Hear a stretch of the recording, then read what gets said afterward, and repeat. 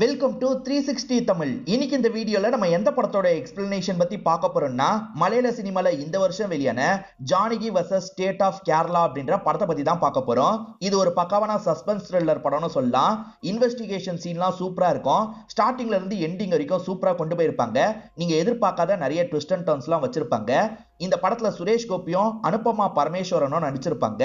இந்த படத்தோட பிளாட்டை சொன்னேன்னு வச்சுக்கோங்களேன், அதுவே நிறைய ஸ்பாய்லர் ஆயிடும். அதனால பிளாட்டை சொல்லாமே நான் நேரடியா போறேன்.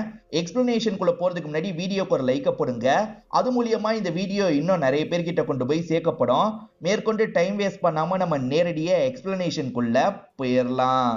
ஒரு ஃபாதர் ஒரு பொண்ணு கிட்ட தப்பா நடந்திருக்காரு, அதுக்கு எதிராக கேஸை ஃபைல் பண்ணும் அப்படின்ற மாதிரிலாம் ஒரு லாயர் முடிவு பண்றாரு. அந்த லாயர் பேரு டேவிட் அப்படின்றது. இப்ப அந்த டேவிட பார்த்து பேசுறதுக்காக வேற ஒரு ஃபாதர் வந்திருக்காரு. இவர் என்ன சொல்றாருன்னா, இந்த விஷயத்தை நீ கேஸா ஃபைல் பண்ணாத, நீயே ஒரு கிறிஸ்டின் தானே, நமக்குள்ளேயே பேசி முடிச்சுக்கலாம், இதெல்லாம் வெளியே வரக்கூடாது அப்படின்ற மாதிரிலாம் சொல்றாரு. ஆனா டேவிட் ரொம்ப நேர்மையானவரா இருப்பாரு. அவர் தப்பு பண்ணிருக்காரு, அதுக்கான தண்டனையை நான் வாங்கி தருவேன், இந்த மதம் இதெல்லாம் நான் பார்த்துட்டு இருக்க மாட்டேன் அப்படின்ற மாதிரிலாம் சொல்றாரு. இவங்கிட்ட பேசி வேலைக்கு ஆகாது, நம்ம வேற ஏதாவது தான் பண்ணோம் அப்படின்ற மாதிரி இவருமே யோசிச்சுட்டு ஆளுங்களை கூப்பிட்டு கிளம்பிடுறாரு. அந்த ஃபாதரோட கேஸ் வெளியே வரக்கூடாது அப்படின்ற மாதிரி பெரிய பெரிய மினிஸ்டர்லாம் கூட நினைக்கிறாங்க. ஆளுங்கட்சி மினிஸ்டர் அப்படி நினைக்கிறாங்க, எப்படியாவது இழுத்து மூடணும்னு நினைக்கிறாங்க. இதனால திட்டமிட்டு ஸ்டேஷன்ல ஒரு பிரச்சனையை இவங்க உருவாக்குறாங்க. ஏன்னா இன்னைக்கு தான் ஸ்டேஷன்ல அவர் கம்ப்ளைண்ட் மாதிரி கொடுக்கறதுக்காக வரப்போறாரு. அது நடக்கக்கூடாதுன்றதுக்காக தான் இந்த மாதிரி ஏற்பாடெல்லாம் இவங்க பண்ணிட்டு இருக்காங்க. ஃபாதர் மேல பொய்யான குற்றச்சாட்டு கொடுக்க பாக்குறாங்க அப்படின்ற மாதிரிலாம் நிறைய பேர் போராட்டம் பண்ணிட்டு இருக்காங்க. இப்ப இந்த இடத்துக்கு டேவிடுமே கம்ப்ளைண்ட் காப்பியை தரலான்ற மாதிரிலாம் வந்துட்டு இருக்காரு. ஆனா இங்க கூட்டம் பிரச்சனை எல்லாம் நடக்குது இல்ல, இன்னைக்கு கொடுக்க முடியாதுன்றது இவருக்கு தெரிஞ்சிருது. இவரும் இங்க இருந்து கிளம்பலாம்னு நினைக்கிறாரு.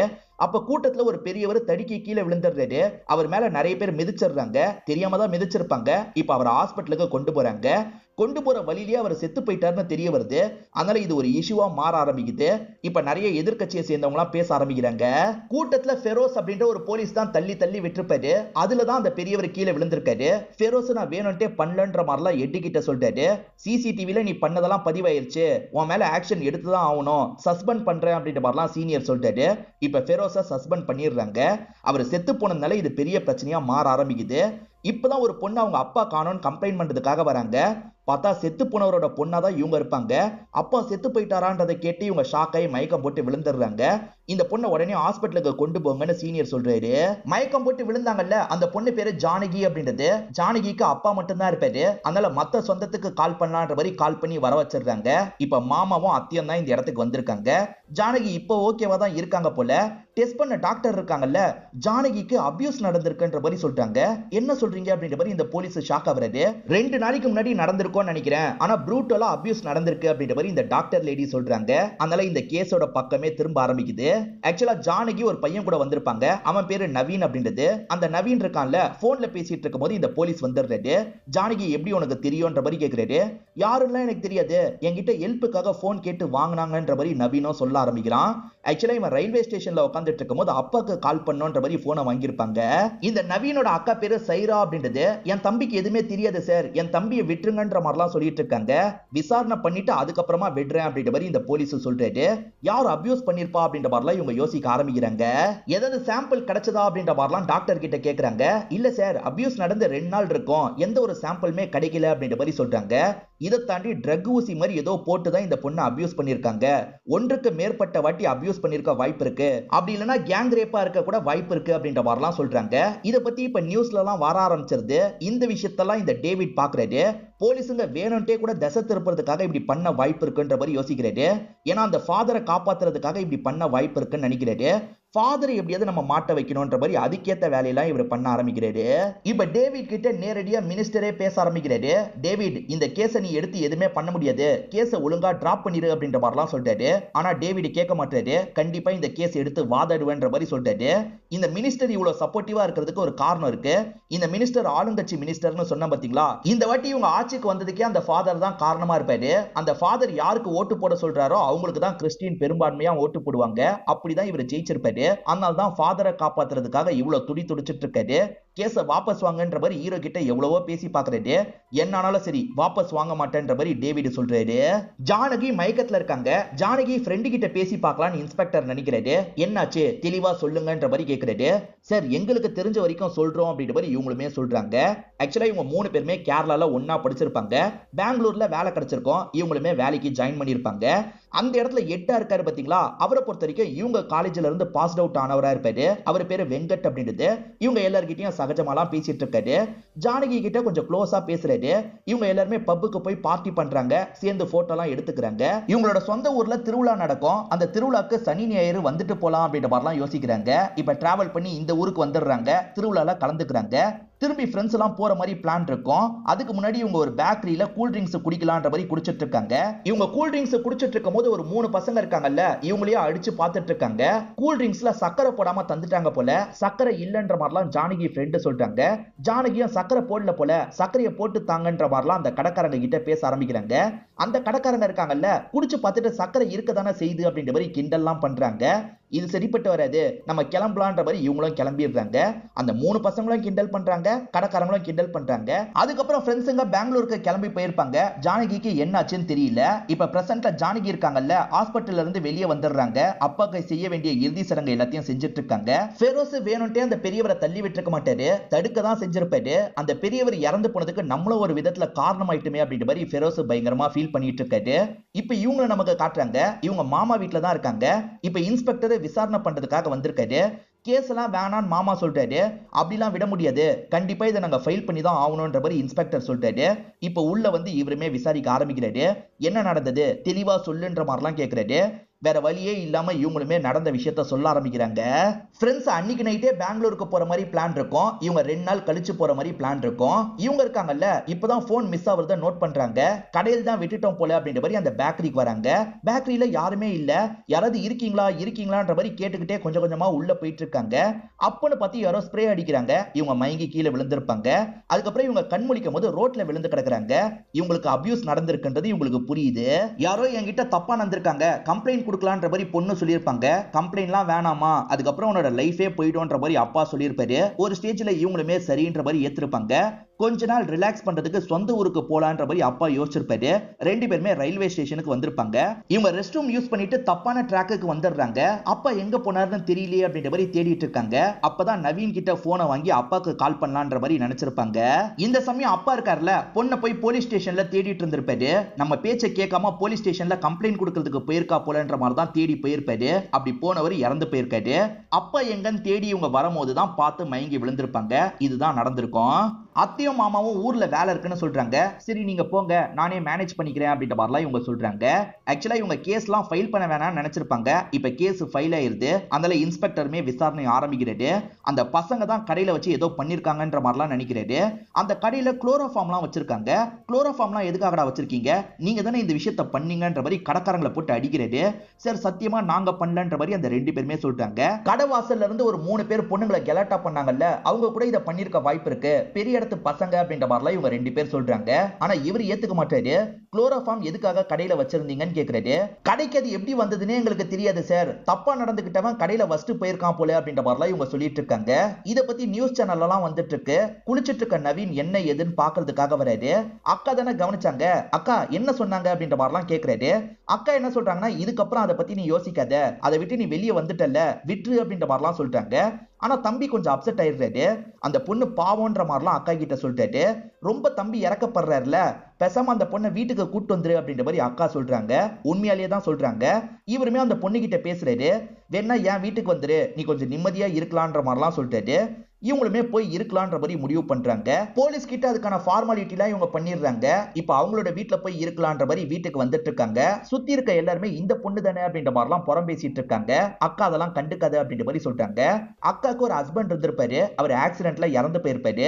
ஹஸ்பண்ட் ஆக்சிடென்ட்ல இறந்து போயிட்டாருன்ற மாதிரிலாம் இந்த பொண்ணு கிட்ட அக்கா சொல்லிட்டு இருக்காங்க. இந்த ஜானகியும் நடந்த விஷயத்தை விட்டு கொஞ்சம் கொஞ்சமா வெளியே வரலான்ற மாதிரிலாம் யோசிச்சுட்டு இருக்காங்க. ஆனா இங்க இருக்க வாட்ச்மேன் இருக்காருல, எப்ப பாரு இவங்களை குறுகுறுன்னு பாத்துட்டு இருக்காரு. இவங்க சம்பந்தமா நியூஸ் வருது இல்ல, அதெல்லாம் மனசுல வச்சுதான் இப்படி பார்த்துட்டு இருக்காரு. இவங்களும் அன்ஈசியா ஃபீல் பண்ணி அங்க இருந்து கிளம்பிடுறாங்க. ஆக்சுவலா போலீஸுங்க கடற்கார 2 பேரை லாக் பண்ணிருக்காங்கல்ல, அத பத்திலாம் நியூஸ்ல வந்துட்டு இருக்கு. அவங்கள ஆஜர் பண்ண போறதா சொல்லிட்டு இருக்காங்க. அவனுங்க 2 பேர் தாமா இந்த விஷயத்த பண்ணிருக்காங்க, கவலைப்படாத, உனக்கான நீதியை நான் வாங்கி தரேன்ற மாதிரிலாம் லாயர் பேசுறாரு. இவங்களுமே சரின்ற மாதிரிலாம் ஏத்துக்கிறாங்க. ஆனா இந்த கேஸ்ல இவங்களுக்கு எதிரா டேவிட் ஆஜராவதுக்காக வராரு. அதாவது அந்த கடற்கார 2 பேர் இந்த விஷயத்த பண்ணலன்னு ஆஜராவதுக்காக வராரு. இந்த ஜானகிக்காக பேசுற லாயர் இருக்கார்ல, நிறைய பாயிண்ட் இருக்கிறதுனால ஒவ்வொரு பாயிண்டா சொல்ல ஆரம்பிக்கிறாரு. டாக்டர் லேடி என்ன சொல்லிருப்பாங்கன்னா, மல்டிபிள் டைம் ஒன்னா இருந்திருக்காங்கன்ற மாதிரி சொல்லிருப்பாங்க. சோ 2 பேர் கூட இத பண்ணிருக்கலாம், இந்த கடற்கார 2 பேர் தான் இத பண்ணிருக்கலாம் அப்படின்ற மாதிரிலாம் சொல்லிட்டு இருக்காங்க. ஆனா உள்ள வந்து டேவிட் குறுக்கு கேள்வி எல்லாம் கேட்க ஆரம்பிக்கிறாரு. மல்டிபிள் டைம்ஸ் சொல்றீங்க, ஓகே நான் அதை ஏத்துக்கிறேன். ஆனா ஒருத்தனே திரும்ப திரும்ப கூட பண்ணிருக்கலாம்ல, அவனே கூட ட்ரக் தந்து இந்த மாதிரிலாம் பண்ணிருக்கலாம். எதை வச்சு இந்த கடற்கரங்கன்னு நீங்க சொல்லுவீங்க? உங்ககிட்ட எந்த ஒரு டெஸ்ட் ப்ரூஃபும் கிடையாது, சாம்பிள் எதுவுமே கிடைக்காம இவங்க 2 பேர் நீ எப்படி சொல்லுவீங்க அப்படின்ற மாதிரிலாம் கேட்கிறாரு. அதுக்கு அந்த லாயர் இருக்கார்ல, 2 நாள் ஆயிருச்சு அதனால தான் சாம்பிள் கிடைக்கலன்னு சொல்லிட்டாரு. ஆனா கண்டிப்பா இவங்க தான் பண்ணாங்கன்னு சொல்லிட்டாரு. இல்ல இவங்க பண்ணலன்ற மாதிரி இந்த இடத்துல டேவிடும் மறுக்கிறாரு. இப்ப போலீஸ கூப்பிட்டு நிறைய லாக் பண்ற மாதிரி கேள்வி கேட்கிறாரு. அன்னைக்கு நைட் ஒரு 3 பசங்க கூட தான் கலாட்டா பண்ணாங்க, அவங்கள எதுக்காக நீங்க விசாரணை பண்ணல, ஏன் விட்டுட்டீங்க, பணக்கார பசங்கன்னு விட்டுட்டீங்களா அப்படின்ற மாதிரி கேட்கிறாரு. இல்ல சார், அவங்க கிட்டயும் விசாரணை பண்ண, அந்த டைம் அவங்க ஒரு ஃபங்க்ஷன்ல இருந்தாங்க, அவங்க இதுல சம்பந்தப்படல அப்படின்ற மாதிரிலாம் போலீஸ் சொல்லிட்டாரு. அப்படி பார்த்தா இந்த கடற்காரங்க கூட தான் அவங்க வீட்ல தான் இருந்திருக்காங்க, அவங்க டவர் ரேஞ்ச் அப்படிதான் காட்டுது அப்படின்ற மாதிரி சொல்றாரு. இந்த 2 பேருமே போனை வீட்ல வச்சுட்டு வந்து தப்பா நடந்திருக்க வாய்ப்பு இருக்குன்ற மாதிரிலாம் இந்த போலீஸ் சொல்றாரு. இவங்க அப்படி பண்ணிருக்கலாம்னா அந்த 3 பசங்க கூட தானே அப்படி பண்ணிருக்கலாம் அப்படின்ற மாதிரி டேவிட் கேட்கிறாரு. அந்த கேள்விக்கு இவர்கிட்ட பதில் இல்ல, இவரும் தெரு தெருன்னு முழிச்சிட்டு இருக்காரு. இப்ப டேவிட் இருக்காருல, அவங்க வைக்கிற ஒவ்வொரு பாயிண்டா இந்த இடத்துல உடைச்சிட்டு இருக்காரு. இந்த கடையை சேர்ந்த 2 பேருமே 9:30 மணிக்கே நாங்க கடையை சாத்திட்டோன்ற மாதிரி சொல்றாங்க. ஆனா 10:30 மணிக்கு தான் அந்த ரேப் நடந்திருக்கு. அப்புறம் எப்படி இவங்க இந்த விஷயத்தை பண்ணிருக்க முடியும், இவங்க பண்ணலன்ற மாதிரிலாம் சொல்றாரு. இன்னைக்கான இயரிங் முடிஞ்சிருது, ஜானகியோ இங்க இருந்து கிளம்ப ஆரம்பிக்கிறாங்க. அப்ப ஃபெரோஸ் மன்னிப்பு கேட்கலான்றதுக்காக பக்கத்துல வராரு. ஆனா ஜானகி பேசாம இங்க இருந்து கிளம்பிடுறாங்க. இந்த ஃபெரோஸ் வீட்டுக்கு வரும்போது ஒய்ஃபும் அம்மாவும் மன்னிப்பு கேட்டுட்டியா அப்படின்ற மாதிரி கேக்குறாங்க. இல்லம்மா, அவங்க கண்டுக்க கூட இல்ல, அவங்க கிட்ட மன்னிப்பு கேட்டாதான் எனக்கு கொஞ்சமாவது நிம்மதி கிடைக்கும்ன்ற மாதிரிலாம் சொல்லிட்டாரு. இவர் வேணும்ட்டே பண்ணல, இவரோட வேலையை பண்ணும்போது தெரியாம நடந்திருக்கும், அதனால தான் மன்னிப்பு கேட்டு சால்வ் பண்ணலாம் நினைக்கிறாரு. இப்ப டேவிட் அசிஸ்டன்ட் இருக்காரு பாத்தீங்களா, ஒரு டாக்டர் லேடி கிட்ட விசாரிக்கிறாரு, ஏதோ ஒரு இன்ஃபர்மேஷனை சேகரிக்கிறாரு.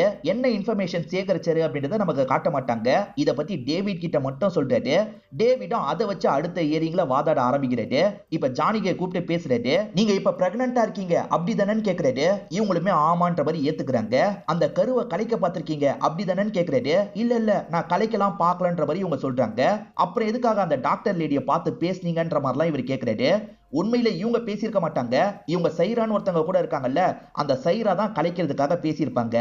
அந்த ரேபிஸ்ட்னால இவங்க பிரெக்னன்ட் ஆயிருக்கலாம், அந்த கருவை கலைக்கணும்னு நினைக்கிறதுல என்ன தப்பு இருக்கு அப்படின்ற மாதிரி ஜானகி லாயர் கேட்டுட்டு இருக்காரு. இப்ப டேவிட் பேச ஆரம்பிக்கிறாரு. கண்டிப்பா இந்த ரேப்னால இவங்க பிரெக்னன்ட் ஆகல, வேற ஒரு காரணத்தினால தான் பிரெக்னன்ட் ஆயிருக்காங்க. முதல்ல அந்த கடையோட சிசிடிவி ஃபுட்டேஜை உங்களுக்கு காட்டுறேன். கடைக்காரங்க போலீஸ் கிட்ட தர வேணான்றதுக்காக ஒளிச்சு வச்சிருக்காங்க, ஏன்னா போலீஸ் அவங்க சாதகமா மாத்திரக்கூடாதுன்றதுக்காக தான் ஒளிச்சு வச்சிருக்காங்க. அதை இங்க பிளே பண்ணி காட்டுறன்ற மாதிரி காட்டுறாரு. அவங்க சொன்ன மாதிரியே 9:30 மணிக்கு கடையை சாத்திட்டு கிளம்பி இருக்காங்க. அப்பத்துல இருந்து அந்த இடமே இருட்டா தான் இருக்கு. காலையில தான் அவங்க கடையை திறக்கிறாங்க. ஆனா இந்த பொண்ணு 10:30 மணிக்கிட்ட கடைக்கிட்ட போன, அப்பதான் யாரோ ஸ்ப்ரே அடிச்சாங்க, அதுக்கப்புறம் தப்பா நடந்தாங்கன்ற மாதிரிலாம் சொன்னா. அது எல்லாமே சுத்த பொய், இவளுக்கு ரேப்ன்ற ஒரு விஷயமே நடக்கல, இவ ரேப் நடந்த மாதிரி அப்பா கிட்ட கதை தான் சொல்லியிருக்கா அப்படின்ற மாதிரி சொல்றாரு. ஒரு பொண்ணு இந்த விஷயத்துல எதுக்காக பொய் சொல்ல போறா அப்படின்ற மாதிரி எதிர்த்தரப்பு லாயருமே கேட்கிறாரு. காரணம் இருக்குன்ற மாதிரி டேவிடும் எக்ஸ்பிளைன் பண்ண ஆரம்பிக்கிறாரு. ஆக்சுவலா இவங்க வேலை பார்க்குற இடத்துல வெங்கட்னு ஒருத்தர் இருக்கார்ல, அந்த வெங்கட் கிட்டே இவங்க க்ளோஸா பழகிட்டு இருப்பாங்க. இந்த போட்டோவை பார்த்தாலே தெரியும் இவங்க 2 பேர் எவ்வளவு நெருக்கமா இருக்காங்கன்ட்டு. அந்த வெங்கட்டால தான் இந்த பொண்ணு பிரெக்னன்ட் ஆயிருக்கா. இந்த விஷயத்தை அப்பா கிட்ட சொல்ல முடியாதுல்ல, பிரெக்னன்சியும் மறைக்க முடியல, அதனால அப்பா கிட்ட வேற மாதிரி சொல்லலாம்னு யோசிச்சிருக்கா.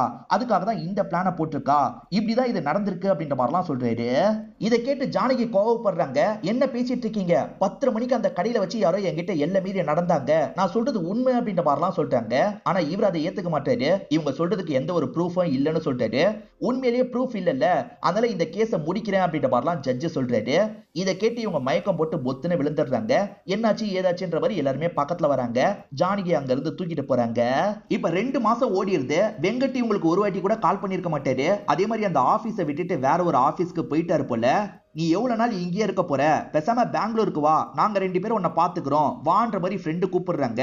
இவங்களுமே அதே ஆபீஸ்க்கு திரும்பி வேலைக்கு போலான்னு முடிவு பண்றாங்க. ஃபெரோஸ் ஃப்ரெண்ட்ஸ் மூலியமா இவங்க கிட்ட மன்னிப்பு கேட்கறதுக்காக இந்த இடத்துக்கு வந்துடுறாரு.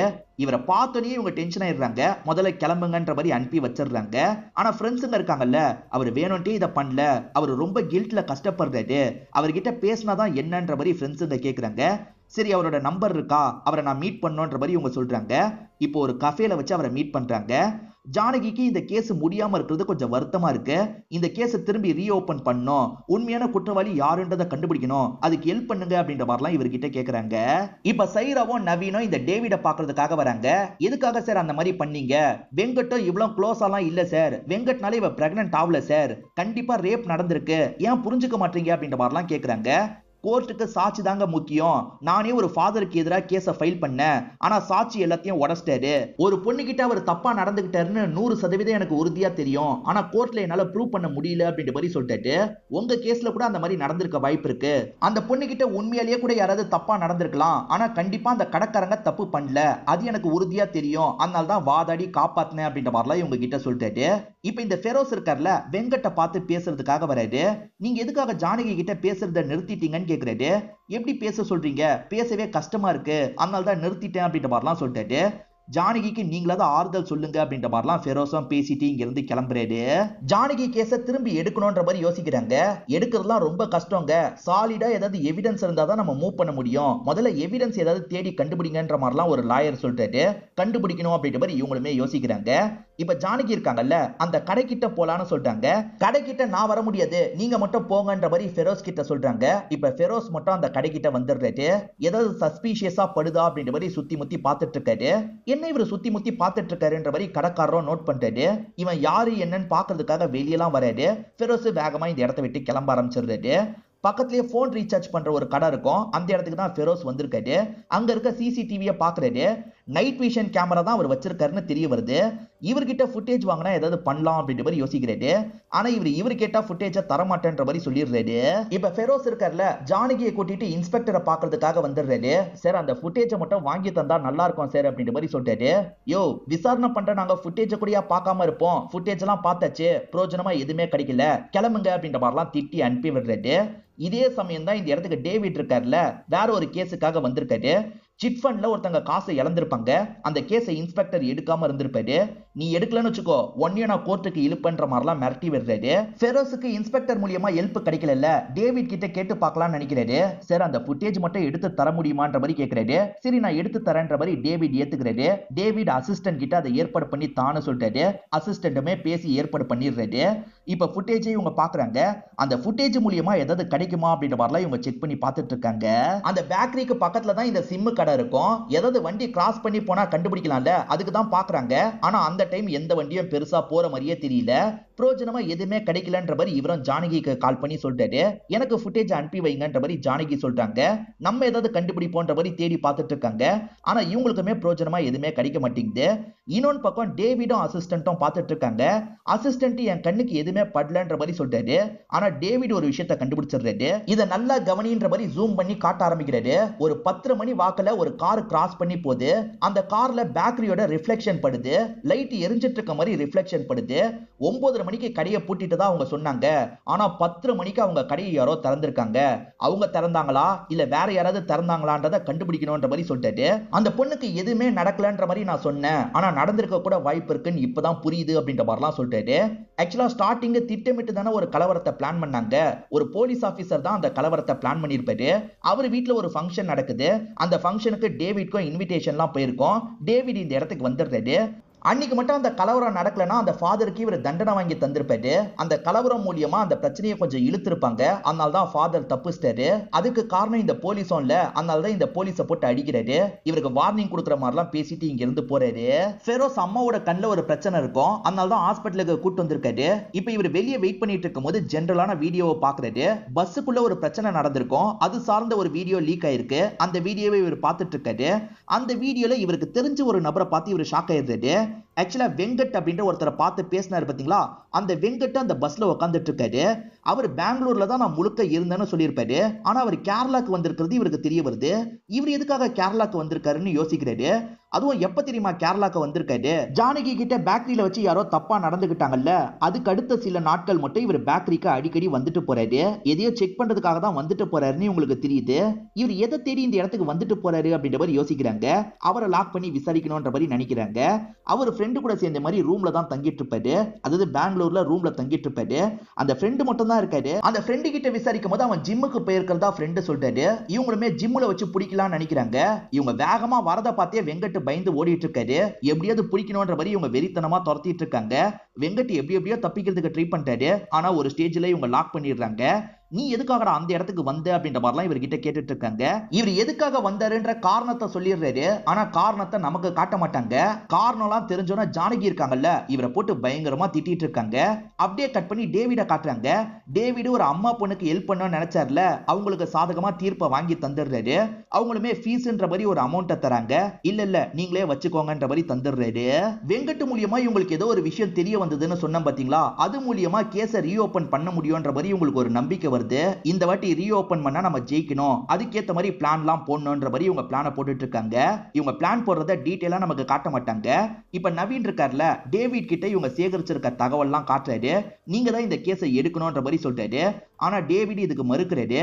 அந்த பொண்ணுக்கு எதிராக நான் வாதாடி இருக்கேன், இப்ப திரும்பி ஆதரவா வாதாடினா பாக்குறதுக்கு நல்லா இருக்காது, என்னால பண்ண முடியாதுன்னு சொல்றாரு. இதனால நவீன் கோச்சுக்கிட்டு இங்க இருந்து வேகமா கிளம்ப ஆரம்பிக்கிறாரு. நில்லுன்ற மாதிரி இவரை நிறுத்தி நவீன் கிட்ட பேச ஆரம்பிக்கிறாரு.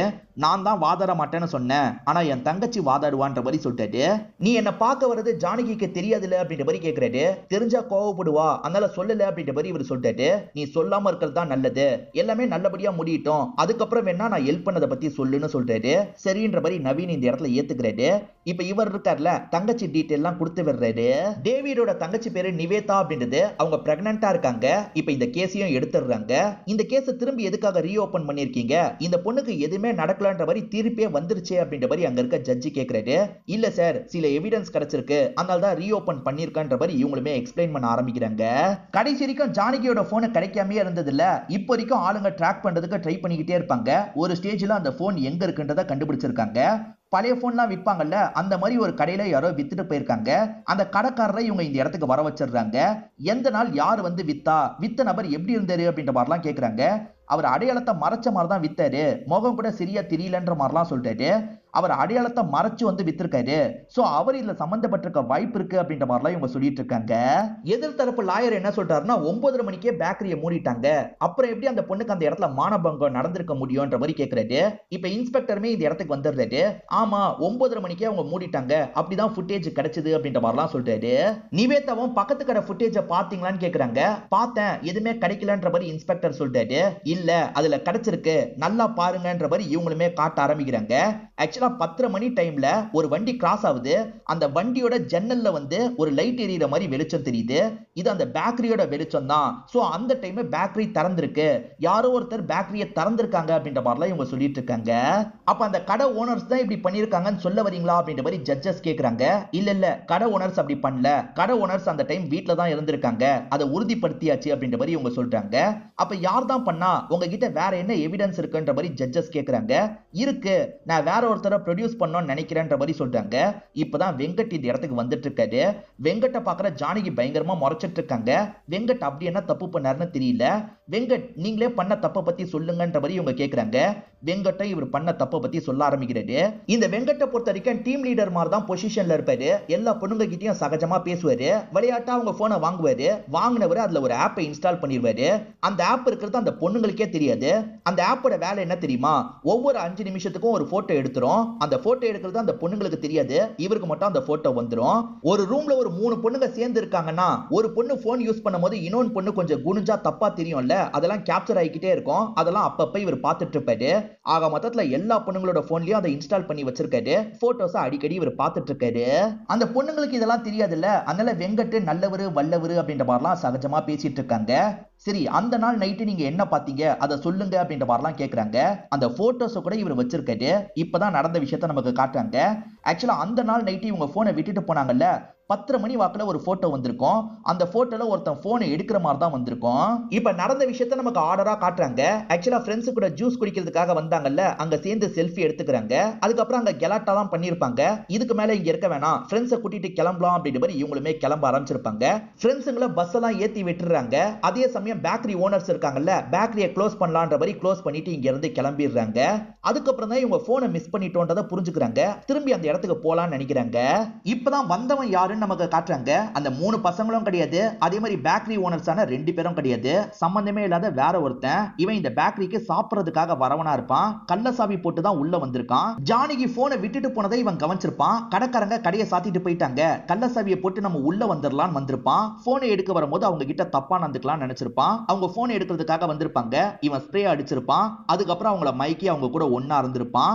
அவங்களுக்கு போதை ஊசிலாம் போட்டு திரும்ப திரும்ப அவங்க கூட ஒன்னா இருந்திருப்பான். கேமரால எதுவுமே பதிவாகாம இருந்ததுக்கு ஒரு காரணம் இருக்கு. ஆக்சுவலா இவன் வாசல்ல இருந்தே அந்த கேமராவோட கேப்பை க்ளோஸ் பண்ணிருப்பான். கேமரால அதனால தான் இருட்டாவே தெரிஞ்சிருக்கும். இவன் எல்லாம் முடிஞ்சதுக்கு அப்புறம் கேமராவை ஓபன் பண்ணிட்டு கிளம்பி இருப்பான். அவனோட போட்டோ இப்ப இவங்க கிட்ட கிடைச்சிருச்சு. அவனுக்கே தெரியாம நம்ம தேடி கண்டுபிடிக்கணும்னு நினைக்கிறாங்க. அவனோட சொந்த ஊர்ல ஒரு திருவிழா நடக்க போது, கண்டிப்பா அந்த திருவிழாக்கு அவன் வருவான். அந்த திருவிழால வச்சு அவனை தூக்கணும் அப்படின்ற மாதிரிலாம் யோசிக்கிறாங்க. நானும் வரேன்ற மாதிரி டேவிட் சொல்லிட்டாரு. அங்க திருவிழாலாம் நடந்துட்டு இருக்கு.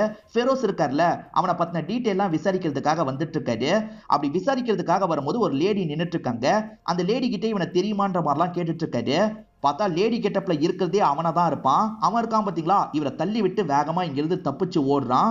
நிறைய பேர் ஒரே மாதிரி வேஷம் போட்டுட்டு இருக்காங்க. அதை சாதகமா வச்சு அவன் தப்பிக்கிறதுக்கு ட்ரை பண்றான். ஆனா கரெக்டா இந்த இடத்துக்கு டேவிட் வந்துடுறாரு. டேவிட் அவனை போட்டு பயங்கரமா இந்த இடத்துல அடிச்சிட்டு இருக்காரு. ஒரு ஸ்டேஜ்ல அவனை பிடிச்சி இழுத்துட்டு போயிட்டு இருக்காரு. வெங்கட்டுக்கு 5 நிமிஷத்துக்கு ஒரு வாட்டி போட்டோ போகும்ல, அதனால தான் அவன் மாட்டிருப்பான். இப்ப அவனை கொண்டு வந்துடுறாங்க. அவனுக்கான தண்டனையை வாங்கி தந்துடுறாங்க. அதே மாதிரி வெங்கட்டு பண்ணதும் தப்பு இல்ல, அதுக்கான தண்டனை அவருக்கு கிடைக்கும் அப்படின்ற மாதிரி தீர்ப்பெல்லாம் வழங்கிடுறாங்க. இப்ப வயிற்றுல இருக்க குழந்தைய என்ன பண்றது அப்படின்ற மாதிரி ஒரு கேள்வி இருக்கு. எப்பவுமே குழந்தைன்றது ஒருத்தங்களோட விருப்பத்தோட தானே பெத்துக்கிற மாதிரி இருக்கும். இது வந்து ரேப்னால நடந்த குழந்தை இல்ல, அதனால அவங்க கருவை கலைக்கணும்ன்ற மாதிரி தான் யோசிக்கிறாங்க. ஆனா ஏற்கனவே 7 மாசம் ஆயிருச்சு. இதுக்கப்புறம் கருவெல்லாம் கலைக்க முடியாது. சட்டத்துல அதுக்கு இடம்லாம் கிடையாது. ஒரு உயிரை எடுக்கிற உரிமை யாருக்குமே கிடையாது அப்படின்ற மாதிரிலாம் எதிர்த்தரப்பு லாயர் பேசிட்டு இருக்காரு. இப்ப டேவிட் இந்த இடத்துல பேச ஆரம்பிக்கிறாரு. இல்ல, சட்டத்துல இதுக்கான ஒரு வாய்ப்பு இருக்குன்ற மாதிரிலாம் சொல்றாரு. பொதுவா குழந்தை தானே, விக்டிமே வச்சுக்கோங்கன்னு சொல்லியிருப்பாங்க. ஆனா இந்த கேஸ்ல ஜானகி வேணான்ற மாதிரி சொல்லிட்டாங்க. அதனால கவர்மெண்ட் தான் அந்த குழந்தைய பாத்துக்கிற எல்லா வேலையும் பண்ணணும் அப்படின்ற மாதிரிலாம் இவர் சொல்லிட்டாரு. ஆனா ஜட்ஜஸ் யோசிச்சு முடிவெடுக்கணும் அப்படின்ற மாதிரி சொல்லிடுறாங்க. தீர்ப்பு இந்த நாள் தான் வரும்ன்ற மாதிரி சொல்லிடுறாங்க. மக்கள் எல்லாருமே ஒவ்வொன்னு பேச ஆரம்பிக்கிறாங்க. அந்த பொண்ணு தான் வளர்க்கணும், அதுக்கு என்ன பண்றது அப்படின்ற மாதிரிலாம் கேள்வி கேட்கறாங்க. இந்த மாதிரி ஒவ்வொருத்தர் ஒவ்வொரு கருத்தெல்லாம் சொல்லிட்டு இருக்காங்க. இப்ப கோர்ட்ல தீர்ப்பு வந்துருது. அதாவது அந்த குழந்தைய அவங்க எடுத்துருவாங்க.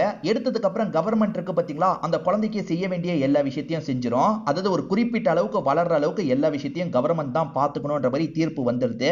இப்ப குழந்தையை எடுக்கிறதுக்காக ஆபரேஷன் தியேட்டருக்கு இவங்களை கூட்டு போறாங்க. ஆபரேஷன் நடக்க ஆரம்பிக்குது.